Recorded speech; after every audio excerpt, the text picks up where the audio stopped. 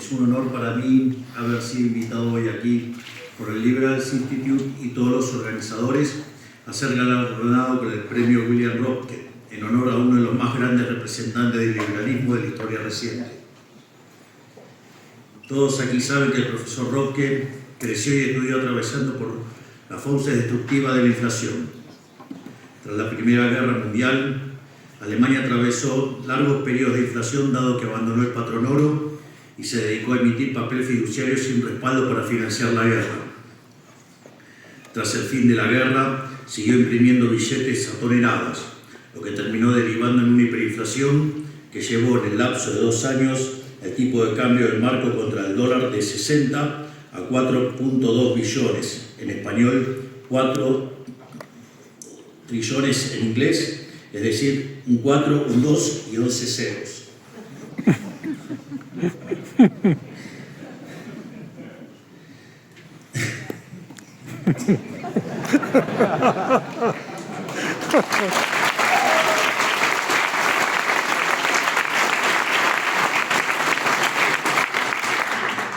Mises decía que mientras los socialistas sigan repitiendo sus mentiras, nosotros tenemos que seguir repitiendo las mismas verdades. En ejemplo, la naturaleza monetaria de la inflación. Por eso me cuesta, digamos, miro los números y verdaderamente es impactante que tengamos que discutir ciertas cosas. Todo esto motivó a William a dedicar su vida a entender la inflación, desoyendo lo que sus profesores aconsejaban y leyendo a quienes sus profesores condenaban, y le terminó sirviendo para sentar las bases teóricas de lo que fue el gran milagro económico alemán, siendo asesor de Adenauer. Dedicó los últimos años de su vida a criticar duramente las políticas monetarias de los políticos keynesianos, a quienes acusaba de generar inflación intencionadamente, a pesar de intentar lavarle la casa el fenómeno bajo el título de expansionismo o inyección de liquidez. ¿Por qué cuento todo esto? Por 2 motivos. En primer lugar, porque me resulta admirable la convicción con la que defendió la razón, la honestidad y el sentido común en medio de la decadencia moral y la deshonestidad intelectual que reinaba en la época. Incluso le hizo frente a uno de los regímenes más sanguinarios que haya conocido nuestra especie, lo que le costó el exilio. Ojalá hubiera más William Röpkes en la vida que defiendan lo correcto y lo verdadero sin miedo a las represalias de una mayoría totalitaria. Porque como decía San Agustín, lo correcto es correcto aunque nadie lo haga, mientras que lo incorrecto es incorrecto aunque lo haga todo el mundo. Entonces,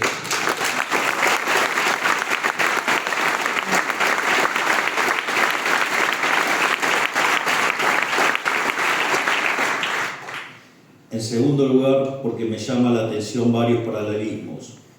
Sin ánimo de ponerme a la altura de un hombre como Röpke, me resulta curioso que tal como hace tantos años en la Alemania, hoy el mundo habla del milagro económico argentino, por haber vuelto exactamente a las mismas bases, austeridad fiscal y rigurosidad monetaria.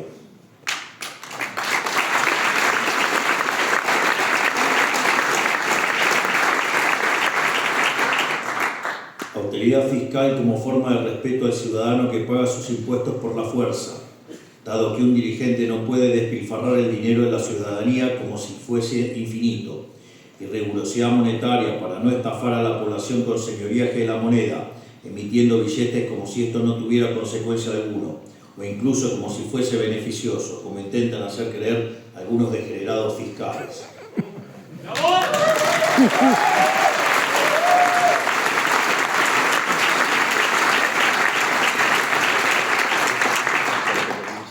También me resulta curioso que simplemente hacer las cosas bien sea considerado un milagro, porque denota lo naturalizado que está hacer las cosas mal, y eso es lisa y llanamente una tragedia. De hecho, hay una frase muy interesante de Thomas Sowell que dice que la primera ley de la economía es la escasez, es decir, no hay de todo para todos. Y la primera ley de la política es ignorar la primera ley de la economía.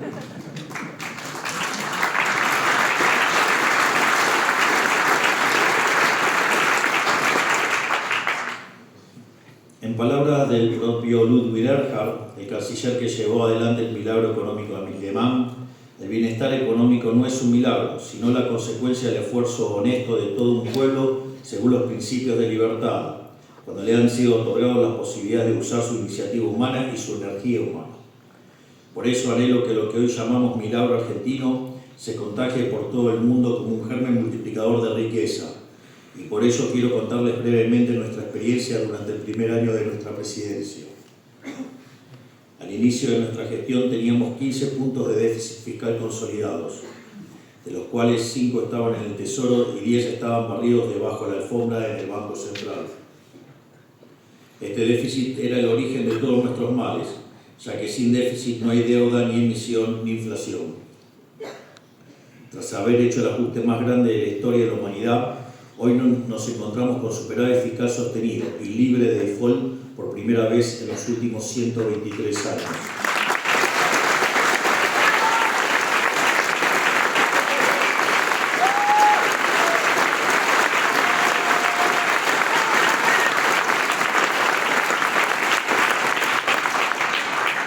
A su vez, al inicio de nuestra gestión, la tasa de inflación viajaba a un ritmo del 17.000% anualizado en el índice mayorista.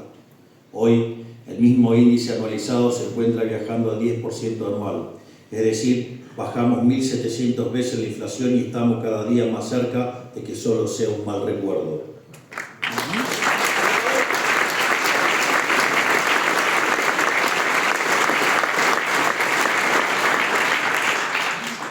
Como consecuencia directa de haber aniquilado la inflación, bajamos la pobreza al 54% en el primer trimestre del 2024 a 38% en el tercero, y confiamos que continuará esta senda. De hecho, el dato de frecuencia mensual ya está en el 36%, es decir, bajamos la pobreza más de 21 puntos en la frecuencia mensual. Quiere decir que hemos sacado de la pobreza a más de 10 millones de argentinos. ¡Bravo!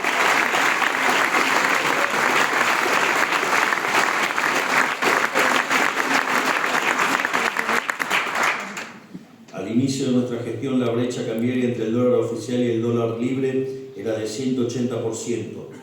Hoy la brecha cambiaria está prácticamente muerta y trabajamos día y noche para terminar de sanear el balance del Banco Central para poder levantar el cepo cambiario de una vez y para siempre.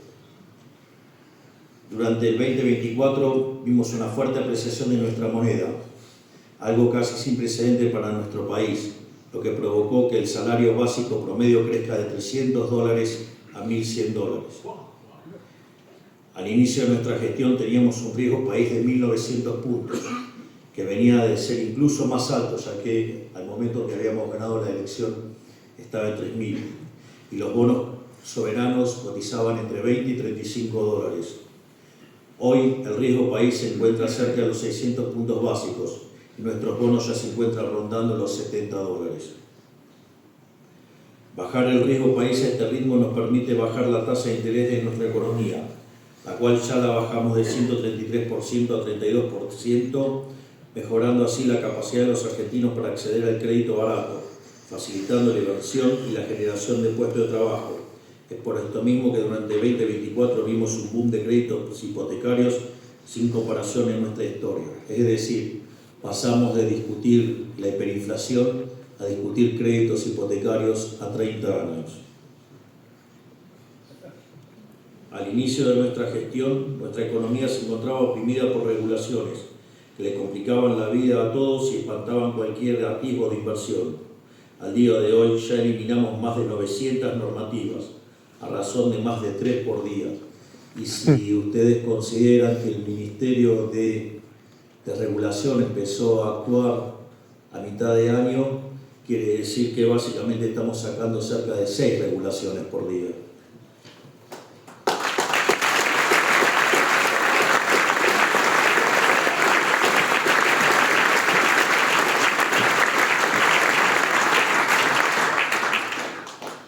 A su vez, la Ley Base y el DNU 70 en su conjunto hemos hecho la reforma estructural más grande de la historia argentina, 8 veces más grande de la que hizo el presidente Menem a principios de los años 90. Y les digo algo, Aún nos quedan 3.200 reformas estructurales más y vamos a hacer de Argentina el país más libre del mundo.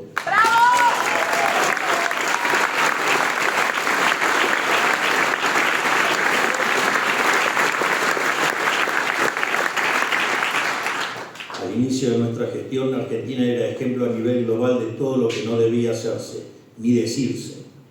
Hoy somos vistos con buenos ojos por inversores y ciudadanos de todo el mundo, a punto tal que pasamos de ser uno de los países con peores resultados económicos en los últimos 40 años a ser uno de los mejores que se proyectan para los próximos 40.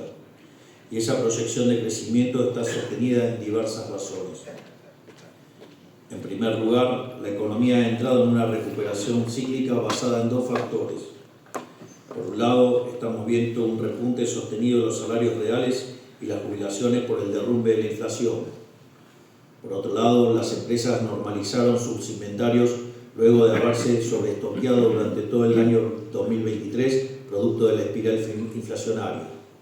Estos dos fenómenos cíclicos han dinamizado nuestra economía y explica el fenomenal crecimiento del último trimestre del año pasado. Para tener una idea, el último dato trimestral es de 3,9%, que anualizado es 17%. A ese ritmo viene viajando la economía argentina.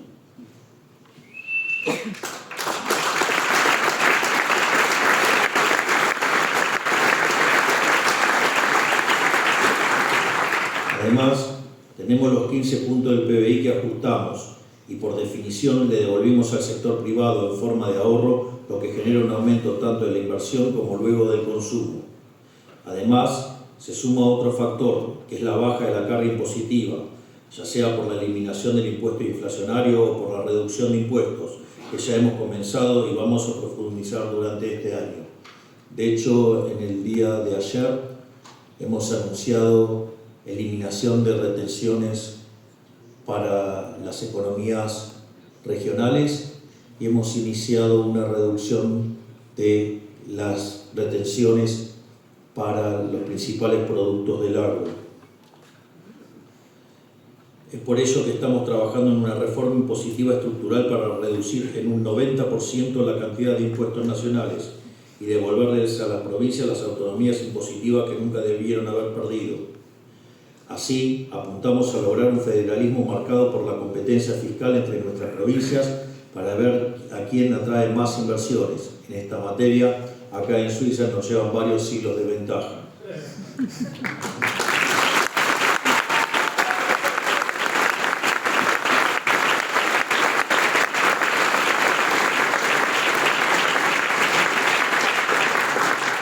La cuarta base sobre la que se sostiene el proceso de crecimiento que veremos este año tiene que ver con la cuestión monetaria.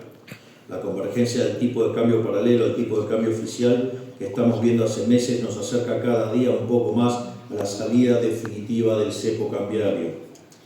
Un mamarracho que nunca debería haber existido y que este año se termina de una vez por todas. Lo repito, un mamarracho que nunca debería haber existido y que este año se termina de una vez por todas.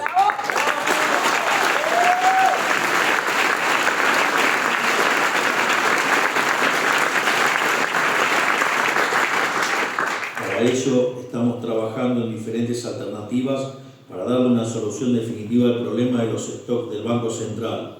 Y en ese sentido han sido muy positivas las reuniones con el FMI que hemos tenido en Washington. En paralelo, para poder cerrar el Banco Central como hemos prometido y así acabar para siempre con la inflación en nuestro país, estamos avanzando.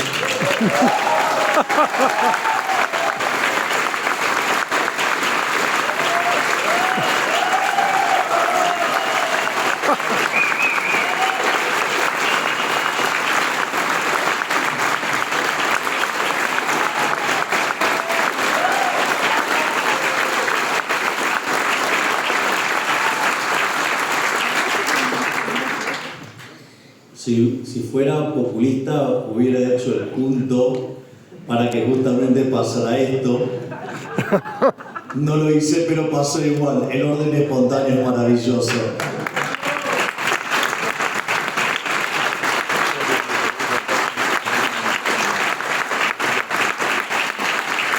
Y obviamente que la voluntad del individuo por ser libre más, muchísimo más.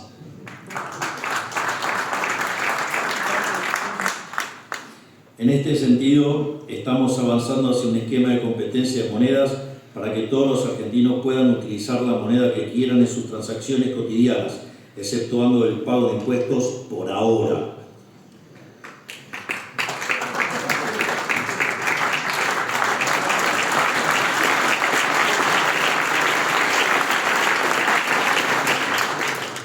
Todo esto lo menciono para dejar en claro que el crecimiento llegó para quedarse de la mano del superávit fiscal. De hecho, estudios recientes muestran que un superávit de las características del que hemos conseguido, del equilibrio financiero, nos da una base de crecimiento sostenido del 4,5% per cápita anual. Eso implicaría que en 50 años Argentina podría estar alcanzando a los Estados Unidos. Y si a eso, digamos en dinámica, ¿no? Y si a eso le sumamos que el ajuste se hizo bajando gastos, no subiendo impuestos, si se suman las 800 reformas estructurales, las 900 desregulaciones, sin lugar a dudas Argentina podría crecer mucho más rápido. Y sin lugar a dudas, con los aportes que está haciendo el genial presidente del Consejo de Asesores, el doctor Demian Reide, para avanzar en la implementación de la inteligencia artificial en Argentina, sin dudas lo vamos a lograr mucho antes.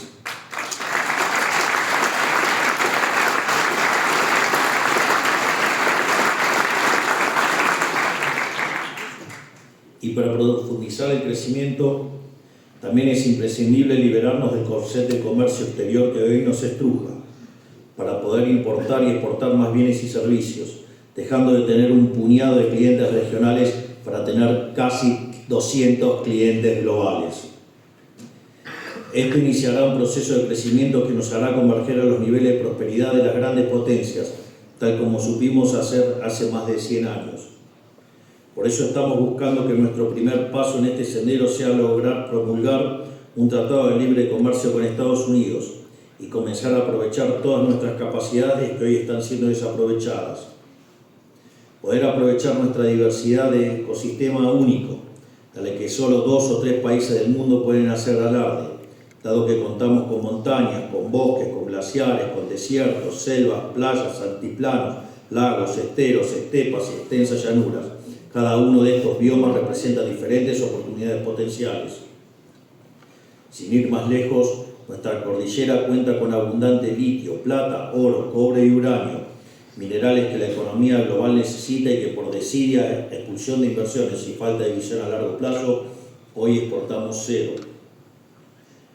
En 2024 dimos los primeros pasos con un régimen de incentivo a las grandes inversiones que le dieron un marco fiscal y jurídico lógico a las inversiones de más de 200 millones de dólares. Esto redundó en pedidos de aprobación por más de 12.000 millones de dólares y anuncios por otros tantos miles de millones en sectores como infraestructura, minería, siderurgia, energía, automotriz, tecnología, petróleo y gas. En algún sentido, este régimen es un atisbo de hacia qué sistema impositivo debiera ir la Argentina, reduciendo impuestos, simplificándolos, favoreciendo la innovación, la generación de riqueza y sobre todas las cosas la acumulación de capital. Y si pudimos lograr todo esto en poco más de 12 meses, con todo el aparato político y propagandístico en contra, y a pesar de contar con solo el 15% de los diputados y el 10% de los senadores, imaginen de lo que somos capaces de hacer los próximos 3 años con viento a favor. Argentina tiene todo el potencial para convertirse en una meca occidental en materia de oportunidades comerciales y crecimiento para sus habitantes, con la libertad como principal motor. Por eso mismo, y a modo de cierre, me gustaría dedicar unas palabras a ustedes, defensores de la libertad. No se dejen doblegar por las diatribas del colectivismo que busca destruir cualquier disidencia. Lo que nos hace tan especiales y peligrosos para cualquier tipo de régimen es nuestra elocuencia, nuestra capacidad para hablar con la verdad. Por eso no nos odian, inventan leyes para censurarnos, buscan meternos presos o exiliarnos, porque intentan negar la realidad para poder sostener sus mentiras. Pero lo que nunca podrán será negar los aplastantes resultados de la realidad. Y una frase que usaba Mises, que era de Virgilio, que es: que no hay que ceder frente al mal, hay que combatirlo con más fuerza. Y eso les consta porque ayer me le paré al mal de frente en la propia casa del dragón. ¡Bravo! ¡Bravo!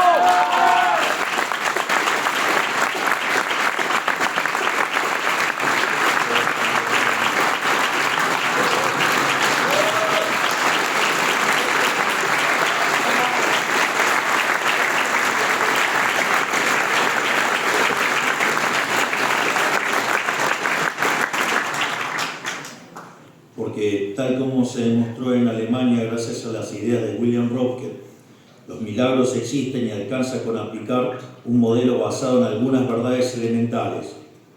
Que el Estado tenga el tamaño que tenga no puede gastar más de lo que recauda con impuestos. La inflación, que es destructiva para una economía, es producto de la emisión monetaria y como tal, para terminar con ello no hay que emitir más dinero.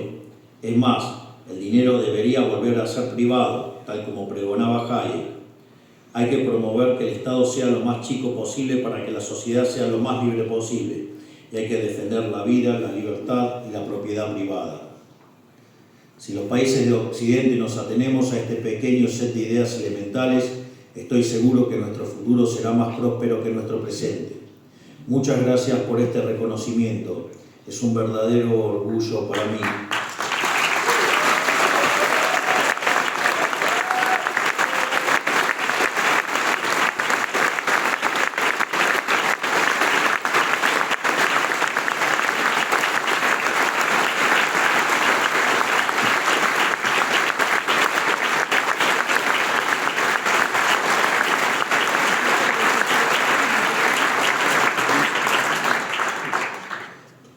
Voy a salir del protocolo. Perdón, Walter. Walter es mi interpreter.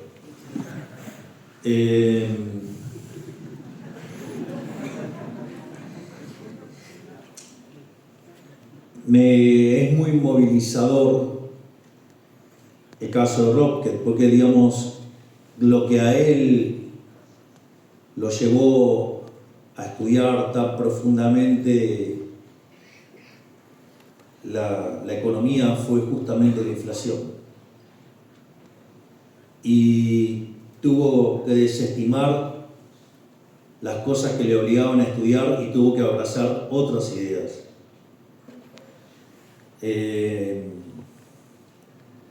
Cuando Argentina cayó en hiperinflación en el año 1989, yo era un jugador de fútbol, era un arquero.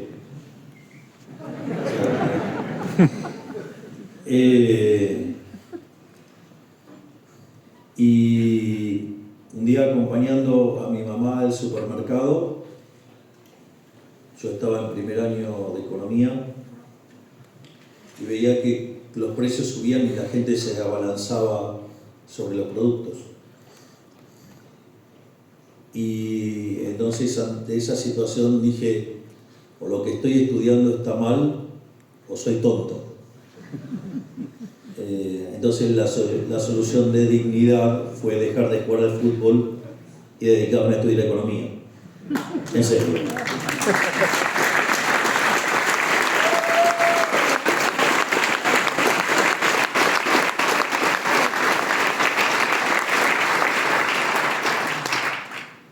Y esa obsesión por la economía me llevó a escribir mi primer artículo académico a los 20 años, que se llama La hiperinflación y la distorsión en los mercados. Y después de eso, la obsesión no paró nunca más. Y la gran pelea fue derribar todas esas teorías estúpidas que han defendido en mi país durante cerca de 80, 90 años, y que esta vez nos paramos de frente diciendo que la inflación es siempre en todo lugar un fenómeno monetario y estamos derrotando la inflación. Por ende se quieren matar.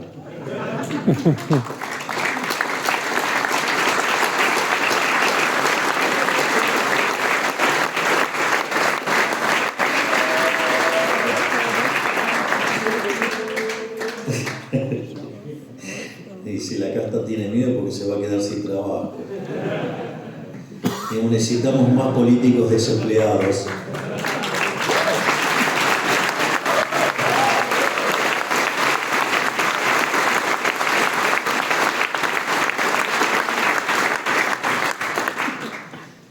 Y también me resulta muy atractivo el rol de Rob, que digamos tratando de hacer ese equilibrio entre la teoría y lo que implica la política por lo que entraña en términos de entramado social.